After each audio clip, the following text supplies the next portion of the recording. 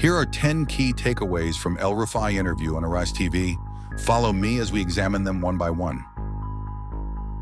First, ministerial appointment clarification.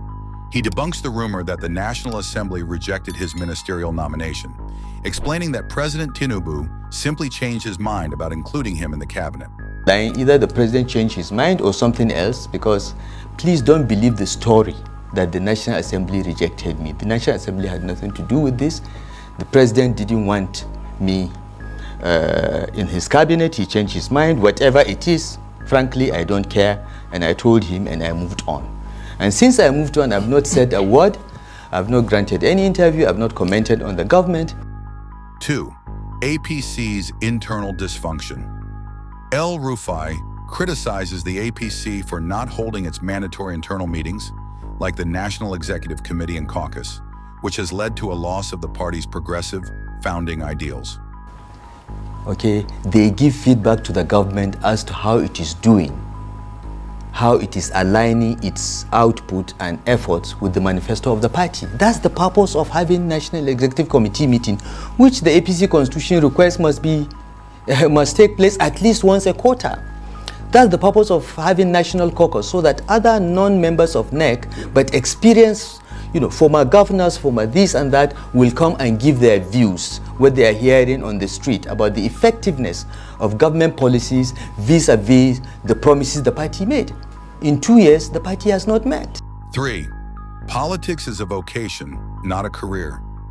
Emphasizing service over personal gain, he insists that politics should be seen as a temporary vocation meant to serve the country, not a lifelong career to secure power or wealth. First of all, let me correct that.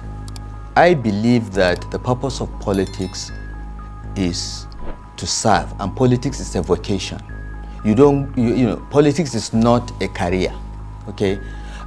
So you go in, you serve, you go back to your life. People without an address, people without a profession, people without means of livelihood should not be in politics, in my view. So I have always looked at politics as,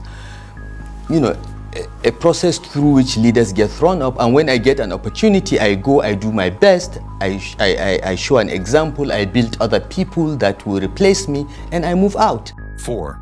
Feeling abandoned by the APC. While he remains a founding member, he laments that the party has abandoned him by straying from the values upon which it was built. But now, I'm not leaving the APC, Charles. The APC has left me.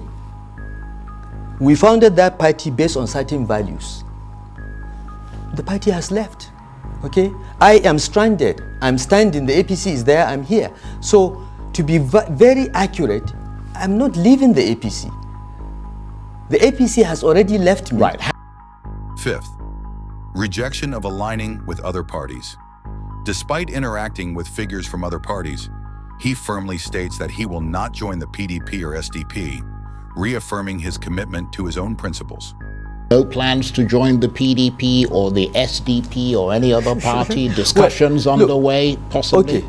Okay. First of all, I think it should be clear that the fact that I'm in the APC doesn't mean that I cannot visit a friend of mine who is in the PDP or SDP, okay? So anytime I visit anyone that is not APC, say, oh, he's thinking of leaving the party. In fact, about 2 months ago, one character in Kaduna posted on his Facebook page that I've collected PDP membership card in my ward.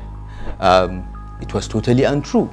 When I visited my brother and friend Shehu Gabam at the SDP headquarters, oh, he has joined the SDP. Again, not true. 6.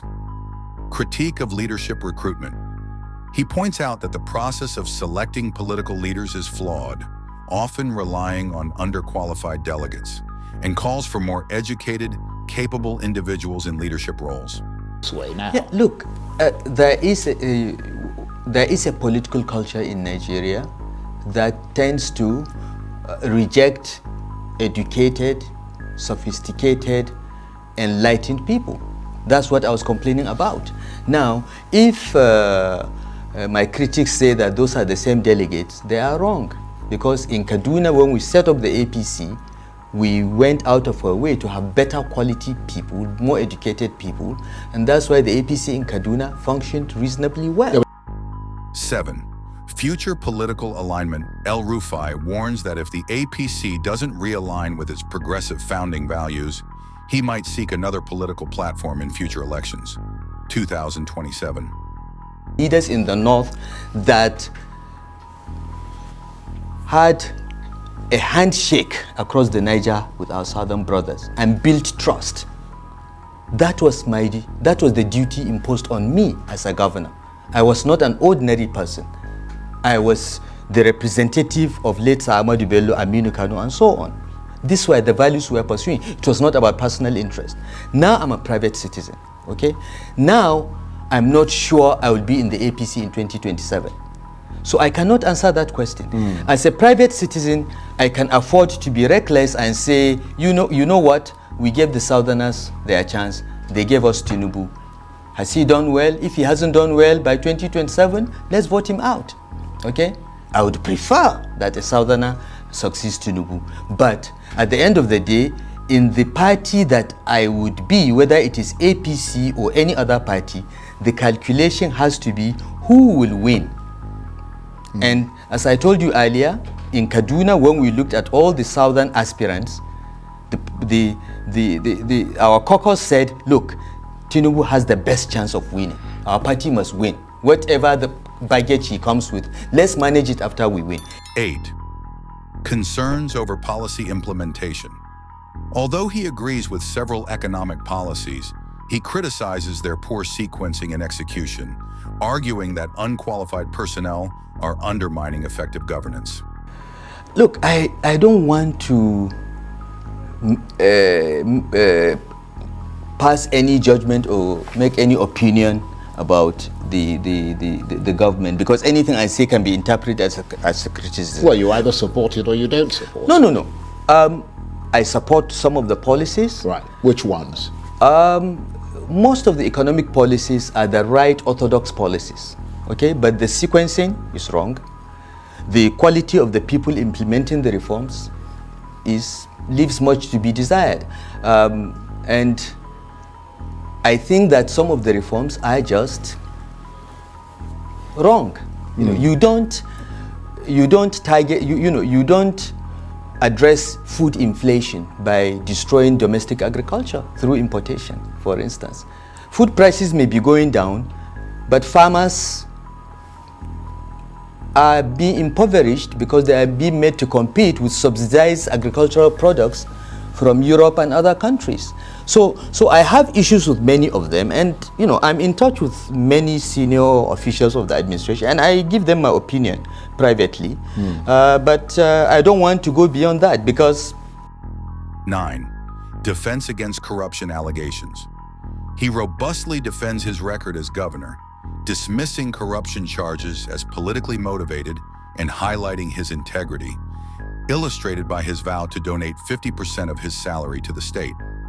Look, if the State House of Assembly is investigating my administration and they have questions, I think the basic principles of fair hearing require that I am invited. I was never invited, okay? I have read the report of the State House of Assembly where at the end of the report they said 423 billion was siphoned out. There is nowhere in the report where they tabulated that 427.73 billion from where to where.